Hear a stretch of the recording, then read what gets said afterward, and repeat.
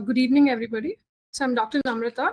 Today, a topic of learning is going to be fever of unknown origin. So what are the learning objectives for today? We want you to understand the definition of pyrexia of unknown origin and also learn to differentiate between classical definitions versus the contemporary definitions of pyrexia of unknown origin. To stratify patients into different subtypes of FUO and construct a probability-based differential diagnosis. And also use a tiered investigation algorithm which starts from baseline investigations, then leading to focused investigations, and then finally going up to invasive investigations. Then also to decide whether to treat empirically versus when immediate therapy is life-saving. Our main objective today in today's class is to be able to evaluate a patient of pyrexia of unknown origin. Let's see further. So what is the definition? The normal, maximal normal temperature of the human body is 37.2 degrees centigrade or 98.9 degree Fahrenheit at 6 a.m. in the morning and 37.7 degrees centigrade at 4 p.m. So the classical definition, according to Petersdorf and Beeson, temperature of more than 38.3 degrees centigrade or more than 101 degree Fahrenheit or higher for at least 3 weeks without a diagnosis, despite 1 week of inpatient investigations. So the time-bound theory is outdated nowadays because 1 week of investigations in a government hospital could be equivalent to 2 or 3 days investigations in a tired hospital, in a bigger hospital. So usually patients come up with, when patients come to you saying, I have fever, so you have to ask them if they had recorded the temperature. So feeling feverish is different from actually having fever. So usually when patients come with temperature of 99 degrees, we can usually reassure them saying it is normal after 4 p.m. So more than 99.9 degree Fahrenheit after 4 p.m. can only be considered fever. Then according to Dirac and Street, they shortened the investigation period to 3 inpatient days or at least 3 outpatient visits. So again, coming to Harrison's definition, fever is more than 38.3 degrees centigrade, or that is more than 101 degree Fahrenheit, or at least 2 occasions. And the illness duration should supposed to be more than 3 weeks without any known immunocompromised state. So this is according to Harrison. Again, FUO is a diagnostic process failure and not just duration-based fever. So before labeling them as a case of pyrexia of unknown origin, all possible investigations should have been made already. Looking at the classification of pyrexia of unknown origin, the classical type, which is the setting in the community, that is not in the hospital setting, in a community setting, the classical type, the most common differentials in a TB or lymphoma and abscess. So in Asian countries, the most probable differential would be TB. So unless we rule out tuberculosis, we shouldn't proceed further. So initial strategy in such settings should be a full systematic workup, like starting from baseline investigations, whereas starting from CVC, ESR, CRP, and then the nosocomial setting, that is in a hospital setting, most common causes for pyrexia of unknown origin can be any line infections. So when patients have these central catheters, line-associated infections, then DVTs. Also sometimes like long-standing ICU patients, when they have these catheters in situ, when they have pyelonephritis, it is very difficult to differentiate between pyelonephritis and a catheter-associated UTI. So definitely in such patients, a bedside ultrasonography is helpful to differentiate if it is a catheter-associated UTI or a pyelonephritis. Or chronic bacterial prostatitis also can sometimes present as PUO in a hospital setting. So in these settings, what is the strategy of investigation? You need to do a device review. If they are having any lines, central lines or anything. So imaging is very, very important. Neutropenic patients, usually more neutrophil count less than 1500, we call it as neutropenia. Severe neutropenia is ANC count less than 500. And very severe is less than 100. So whenever there's neutropenia, we should suspect bacterial infections and also fungal infections. So in such patients, immediate broad spectrum antibiotics should be administered. So usually febrile neutropenias are more common in patients post chemotherapy. You might find a patient who's diagnosed with AML, and they must be receiving chemotherapy. Post chemotherapy, they'll go back home for a 10-day cycle. Once the first dose of chemotherapy is over, and they go back home, and then they return with an episode of fever. So most probably these patients present with a very low neutrophil count, they might end up in sepsis. The focus could be anywhere. Most commonly, it will be in the lung. HIV-associated infections are usually CD4 dependent. So whenever the CD4 count is more than 200, usually, and they will be immune reconstructed. Such patients will, when their immune reconstruction occurs and CD4 is more than 200, these HIV patients can be included in the classical type only. They will not be subjected to these sort of infections. So again, in these patients also, TB is the most common cause. We have to rule out TB first, then PCP and CMV infections also. So in these patients, CD4 guided workup is necessary, because after analyzing this, after knowing the CD4 count, we will know how to take it further. What sort of infections to be suspected. So any misclassification will end up in wrong way of testing, which will result in delay in diagnosis. So the most common causes of pyrexia of unknown origin is infections. TB is the most common in our country and most of the Southeast Asian countries. So unless we rule out TB, do not go further. Infections, then malignancy, and non-infectious inflammatory diseases. So non-infectious inflammatory diseases is a big spectrum. It consists of autoimmune diseases like SLE, vasculitis, and then autoinflammatory disorders, any granulomatous disorders, and also vasculitis, which is a major spectrum. And then miscellaneous causes. So most of the, at least 15 to 20% of the patients might go undiagnosed. So you can add another category in this etiology saying unknown. Apart from miscellaneous, 10 to 20%, we don't know the diagnosis. Modified probability based on clues, like suppose if the patient comes with weight loss or night sweats, usually fever with long-standing fever with weight loss and night sweats, mostly TB and lymphomas. So TB usually when they present with low-grade fevers. The classical evening rise of temperature, you must be knowing, it is seen in tuberculosis. So evening rise of temperature is not because fever is occurring in the evening, because it is a low-grade fever. Usually, just now we saw in the first slide, the definition of fever is more than 98.9 at 6 a.m. and more than 99.9 at 4 p.m. So after 4 p.m., normal body temperature only rises. So TBs, because tuberculosis patients have low-grade fever, usually it is mostly detectable in the evening. That is the concept behind having low-grade fevers in tuberculosis. Then if you have fever with rash and some sort of arthralgia or arthritis, it points out towards an autoimmune cause. If they have indwelling lines, then mostly it is a nosocomial infection.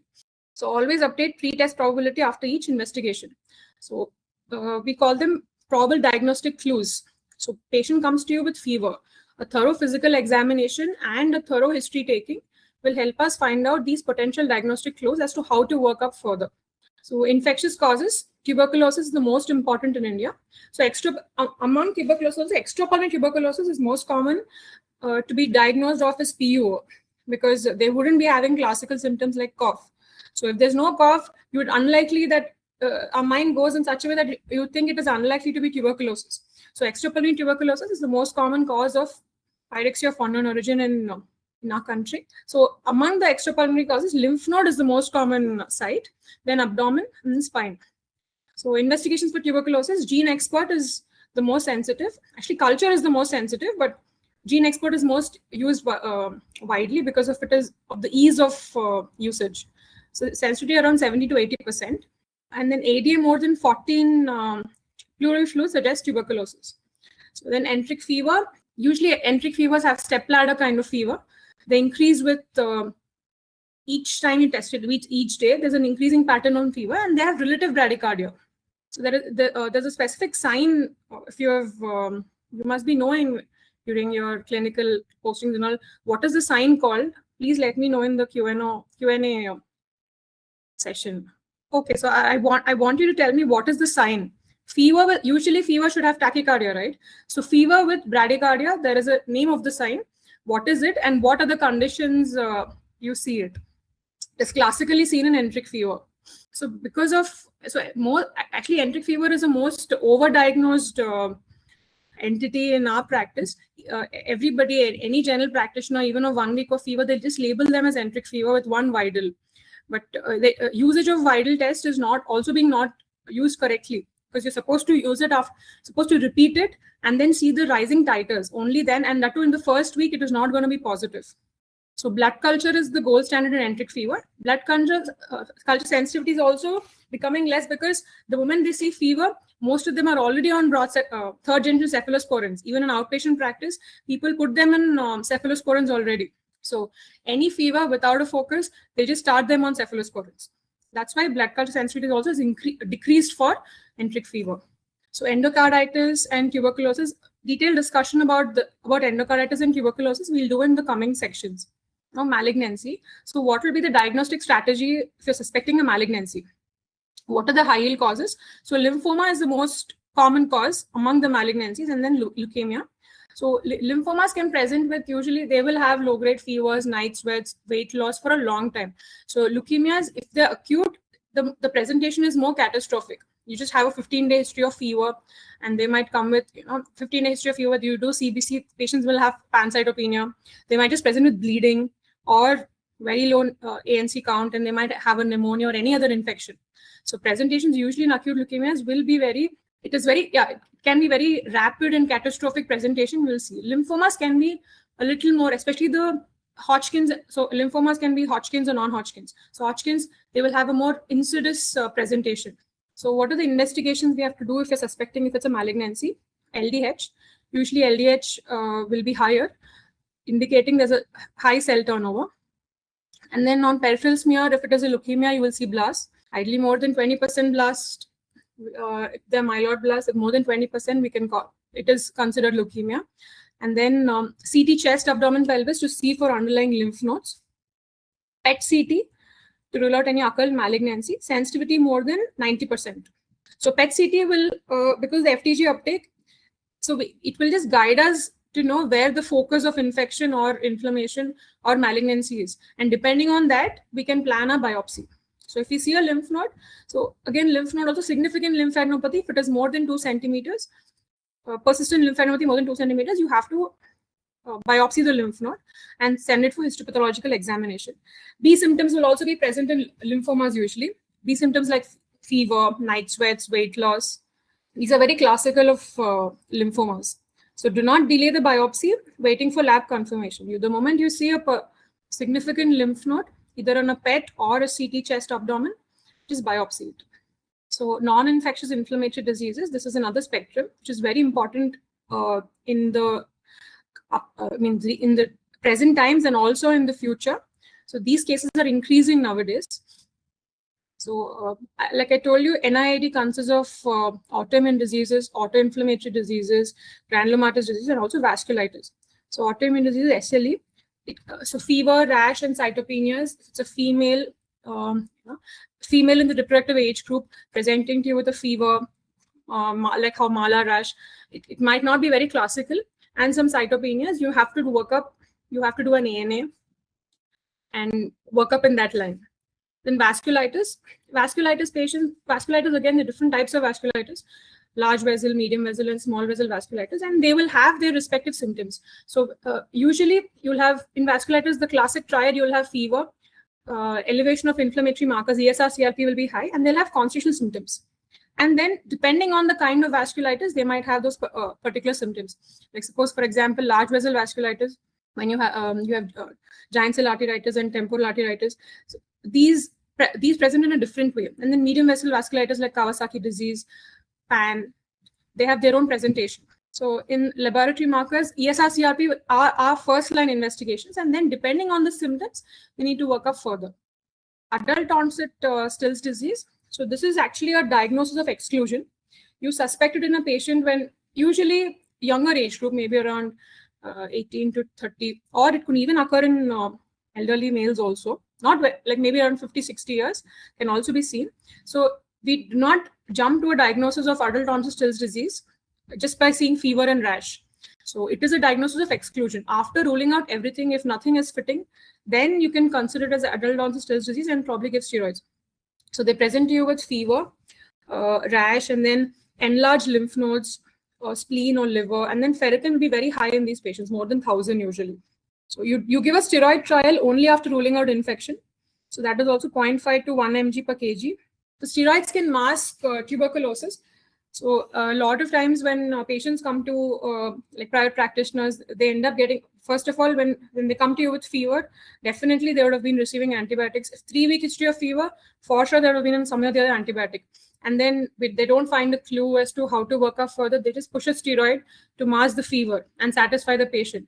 But that can be catastrophic if it's tuberculosis or a lymphoma also. Even in lymphomas, when we give steroids, what happens? They will go into temporary remission. And then once they can present later with a disseminated disease. Like for TB, without ruling out TB, if they give steroids, they can present you after a few months with disseminated tuberculosis or CNS tuberculosis, which is even more dangerous. Then the miscellaneous causes, drug fevers, so mostly by beta-lactams and antiepileptics. So again, patient is in the hospital for 3 to 4 weeks of on meropenem, no focus, nothing is happening. It could be a drug fever. No focus, all investigations are normal. You may be in stable patients, there's nothing wrong in stopping antibiotic for 48 to 72 hours and then repeating cultures. It will help us to get to the diagnosis. If it is drug fever, it will subside by then.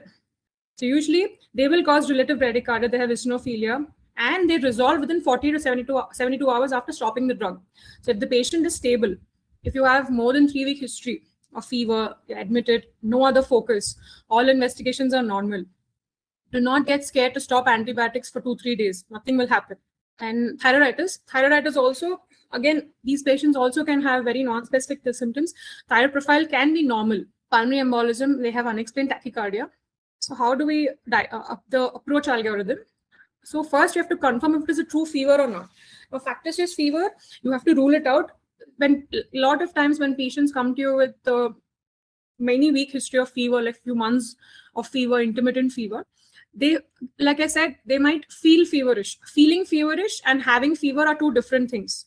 So how do we know they are not admitted with us? We cannot check temperature. You have to assign somebody in their own house where they will have a temperature charting done at home. So again, in the evening, more than 99.9 is only significant, and in the morning, more than 98.9 is significant. So we have to rule it out by assigning an attender along with them to do a temperature charting at home.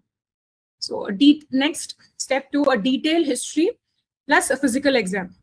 So even after we take a detailed history and do physical examination in the beginning, we need to always revisit the patient, take a history again, do a physical exam again. If the patient is admitted to you for like a week or so, at the end of a week, end of the first week, we're not able to find anything, go back and take history again. Go back and do a physical examination again. You might miss some lymph nodes.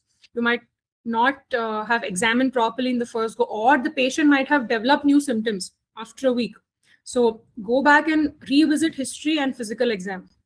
Because if at all we pick up something on history and physical exam by going and revisiting multiple times, you will already find a diagnosis, saving so much money and time for the patient. So then the first baseline investigations, the tier 1 investigations are CBC, ESR, CRP, liver function, renal function, the routine set. Then blood cultures. Blood cultures are extremely important. So 3 sets of blood cultures are actually required. The importance of blood cultures has to be emphasized because it involves once one set involves 20 ml of blood, 10 ml of blood from each set. So if you are not confident in ordering a blood culture, the patient also will be a little more anxious when they see 60 ml of blood being drawn from their body. So first, you need to be convinced that doing multiple blood cultures are extremely useful, because again, if a blood culture turns out to be positive, you already have a diagnosis, save so much time, so much more, the diagnostic dilemma is gone already. Time is saved, money is saved, there's no need of further investigations. So 3 sets of cultures are a must. Then a urine exam, so chest X-ray. This is a baseline, the first tier of investigations. Then the focused investigations are ultrasound abdomen, CT scan, and serology. So usually, again, nowadays, the baseline investigations include chest X-ray and ultrasound abdomen, but the sensitivity of these tests is again very less. So after doing all this, after a week or two, then you're not able to find out, then it is better to go with a CT. So the tier 3 investigations are PET-CT, bone marrow biopsy, and tissue biopsy. Once we do a PET-CT, it will guide us as to where the focus is. So if there's an uptake somewhere, and it will help us guide for the biopsy.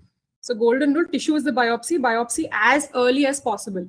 Principle, diagnosis of FUO is often hidden in history. Yeah, you revisit multiple times. So that saves a lot of, if at all you pick up something, then it is very useful, especially like things like IV drug abuse. Also in there, when you go back and ask the history, you need to ask about their sexual history also. Patients don't come out with such things very easily. That is the importance of revisiting history multiple times. So fever characteristics, so whether it is acute or incidence onset of fever, then the pattern of fever, is it responding to antipyretics or not?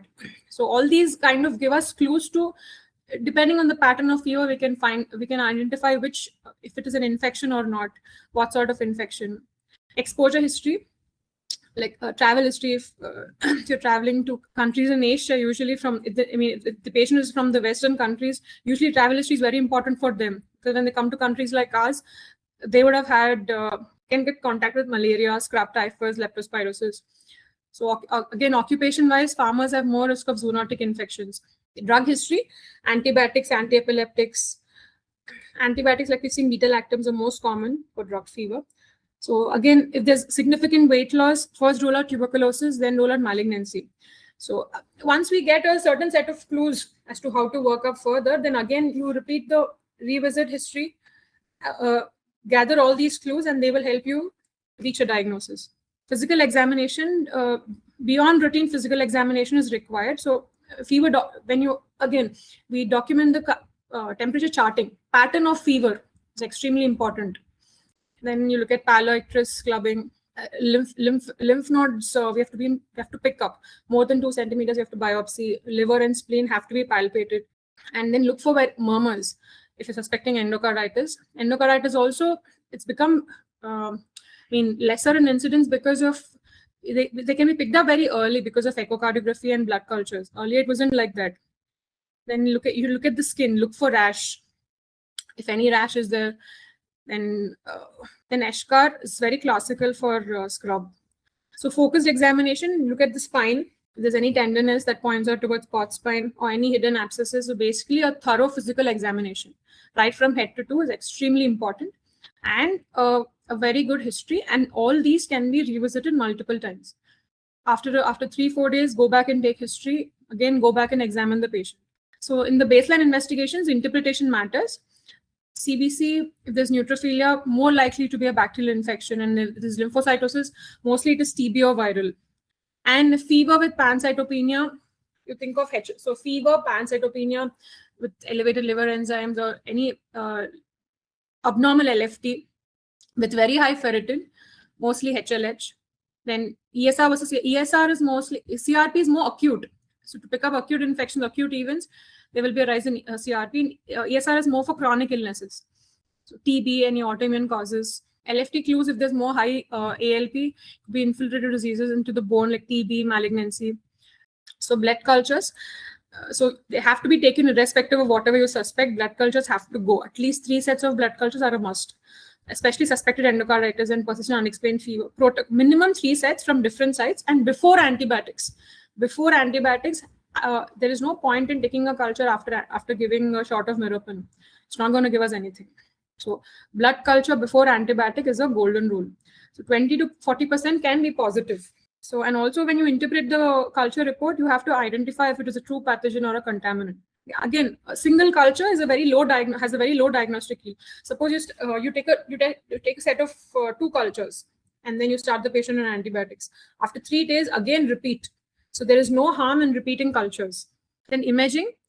So stepwise strategy. First, you do a chest X-ray and ultrasound abdomen because it is less invasive, less radiation exposure. Then X-ray is very basic. If there's anything very obvious, you can pick up. There's a very large cavity in the right upper lobe. Obviously, most probable diagnosis will be TB. And then there is a huge mass on the X-ray, points out towards malignancy. So ultrasound abdomen, it depends on who's doing it. So ultrasound, mostly the precision of the radiologist also matters in picking up, which is something which are not gross, very gross. Second line, contrast CT, thorax and abdomen. This will detect any occult abscesses. So if it is very obvious abscess or organomegaly, they wouldn't have come to you with a 3 to 4 week history. Somebody would have picked up. So usually when we see these patients undiagnosed for 3 to 4 weeks of fever, they would have been having occult abscesses, which people would have missed on ultrasound. So they detect occult abscesses and malignancy on CT. More advanced in terms of imaging is PET CT, and sensitivity is more than 90% for occult lesion. So whenever there's an FDG uptake, it guides us towards biopsy. Use imaging to guide biopsy site. So microbiological workup for targeted test, TB evaluation. Gene expert, it is very rapid. It detects resistance to drugs also. Then AFP smear or culture.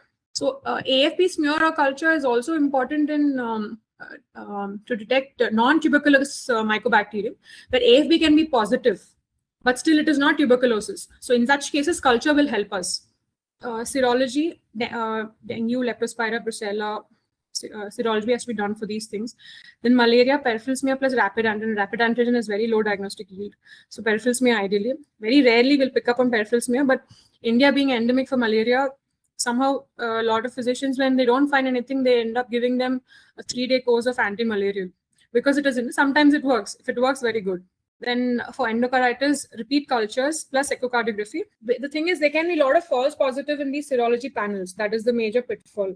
Then autoimmune and inflammatory workup, basic panel, ANA, and rheumatoid factor, then ANCA. Advanced markers of ferritin. So ferritin you do again, a patient comes to you with fever, altered liver function, and cytopenias, more than 2 cytopenias.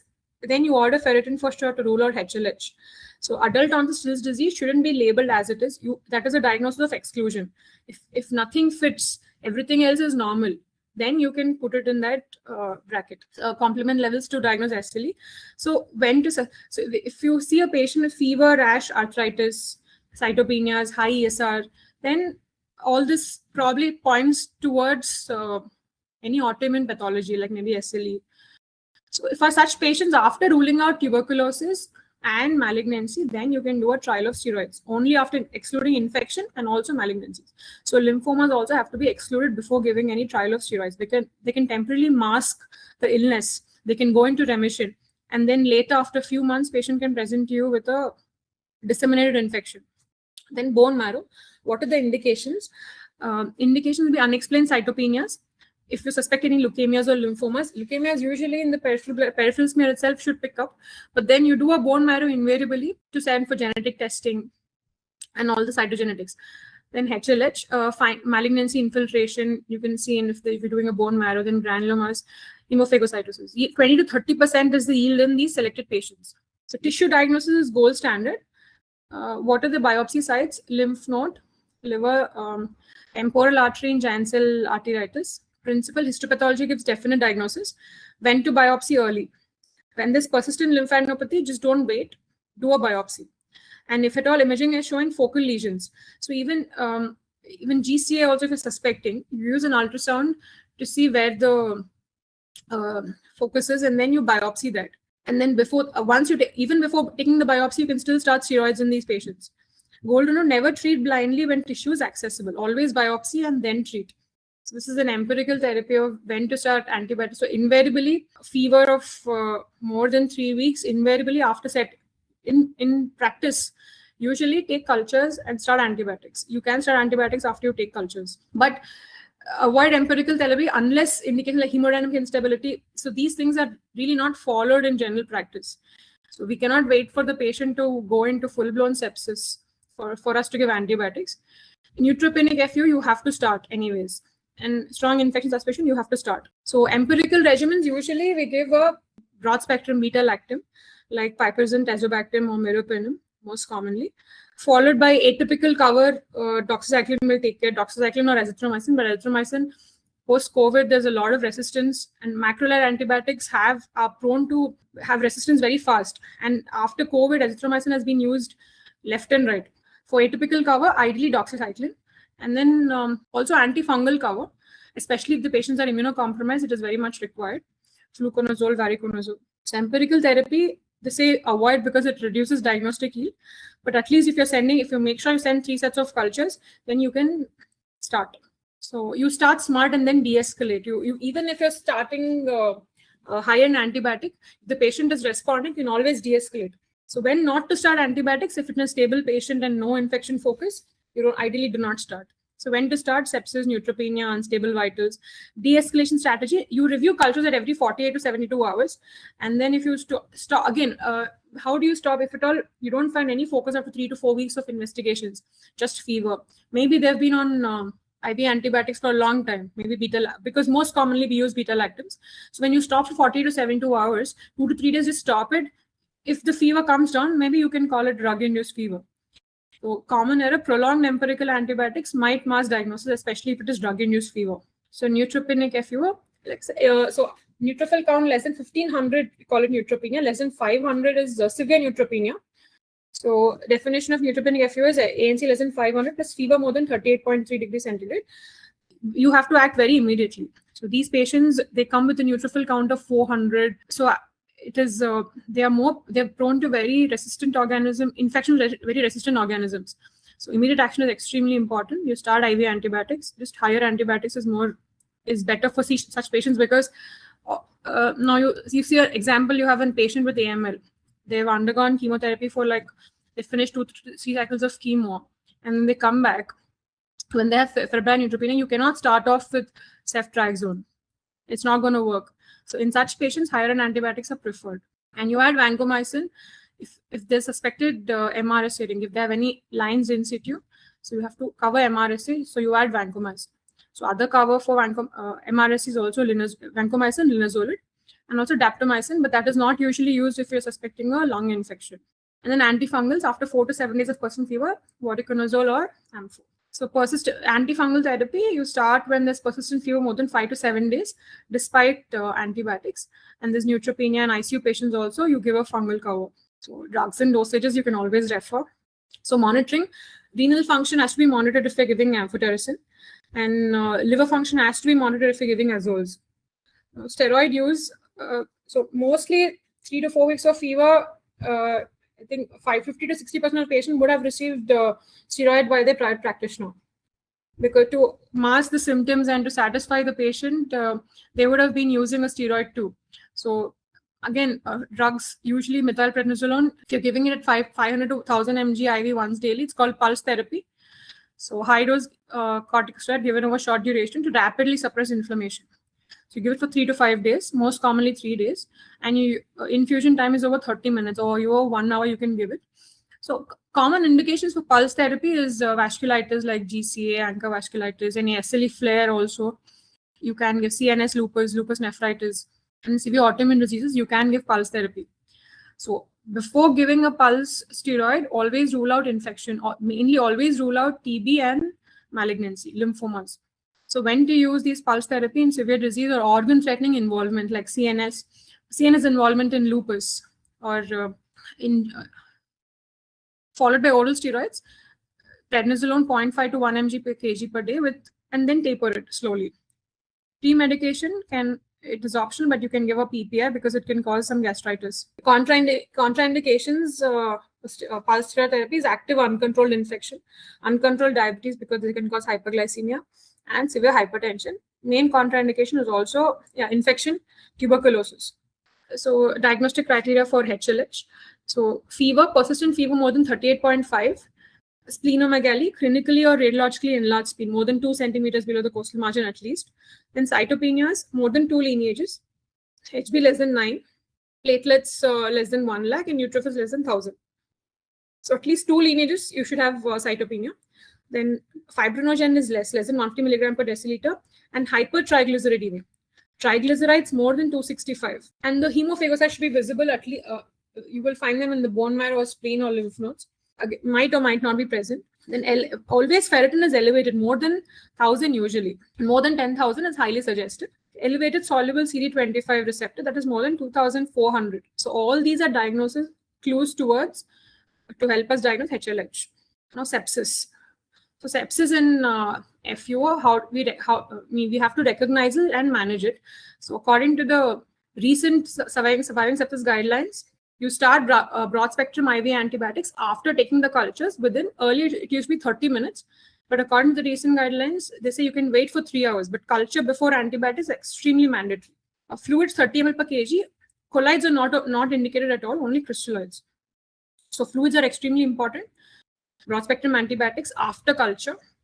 So again, definition of sepsis is dysregulated host response. And monitoring lactate is extremely important. So if lactate is more than 2 in the first, in the initial stages also, then it has to be repeatedly monitored, and urine output. Because if they're going into shock, monitoring urine output is extremely important. Initially, in the previous guidelines, you give fluids and then followed by vasopressors. But now, if the patient is coming in septic shock, you can administer both at the same time. So NORAD is preferred. Drug fever. So most common drugs are beta-lactams and anti-epileptics. Again, this is also a diagnosis of exclusion. You rule out everything, and then when you don't find any other clue, to stop the drug. You can again stop the drug only in very stable patients. Stop the drug for 2 to 3 days, and if the fever resolves, then you can call it drug fever.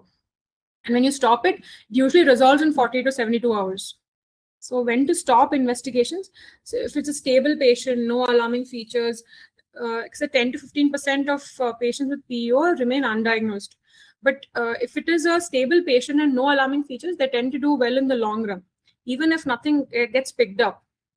But again, for them to remain undiagnosed, we should have been working them up very well.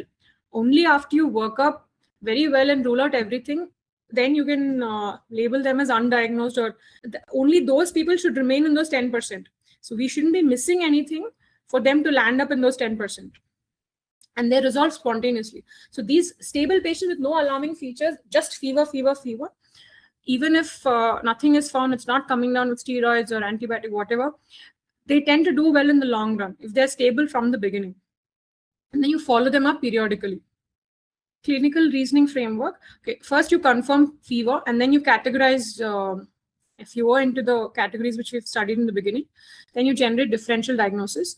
According to that, you do targeted tests, first from tier 1, tier 2 tests, which you've seen, and lastly, the invasive tests. Then you reassess. Again, you revisit history, redo physical exam without any bias. So again, your diagnosis evolves with time. Usually, even if the patient is coming to you after 3 to 4 weeks of fever, you might not find anything in the first week.